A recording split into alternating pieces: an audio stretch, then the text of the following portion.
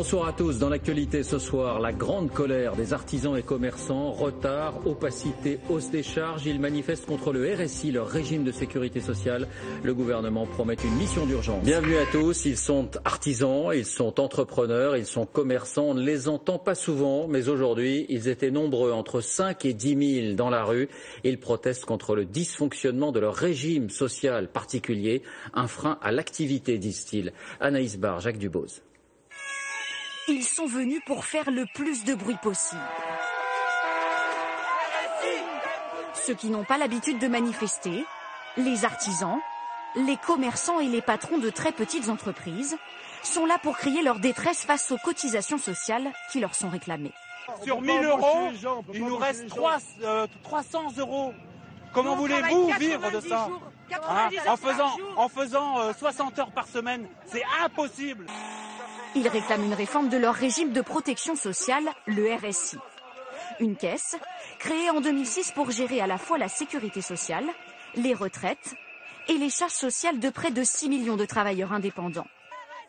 Problème, le RSI a multiplié les dysfonctionnements depuis sa création. Les manifestants dénoncent des rappels de charges, parfois incohérents. En 15 jours, vous recevez 2 courriers. Un, vous devez des sous, un, vous devez plus rien. Voilà, c'est incompréhensible. Vous les appelez, ils ne savent même pas.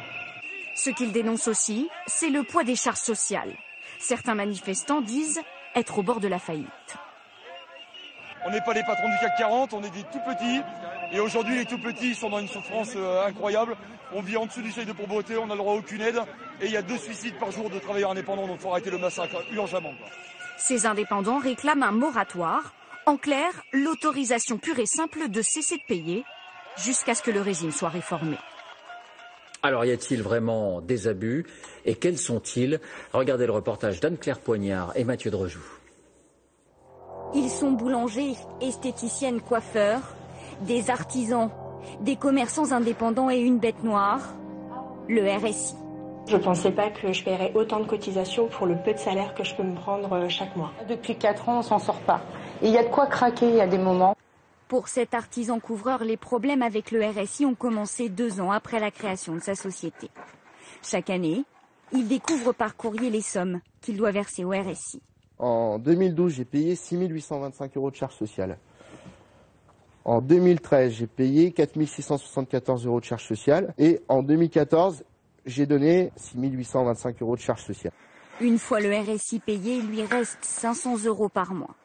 Pour les situations délicates comme celle-ci, une aide financière est bien prévue, mais elle est versée par le RSI lui-même. Bonjour et bienvenue au régime social. Cet artisan en a fait la demande, il attend toujours. Voilà, donc on n'arrive pas à les joindre. Il lui faudra 6 tentatives pour réussir à avoir quelqu'un. Oui, bonjour, je vous appelle pour... Il va enfin pouvoir expliquer son cas. Avec un revenu de 6 000 € et je suis quand même à 3 000 € de charges sociales. Mais même 3 000 €, pour l'instant, sur l'année, je ne pourrais pas les sortir. J'aimerais quand même avoir un peu plus de renseignements, c'est quand même normal, je suis dans une position... Bah oui, je crois que je les ai donnés. Non, mais j'ai déjà eu quelqu'un de votre service hier au téléphone qui m'a répondu assez sèchement.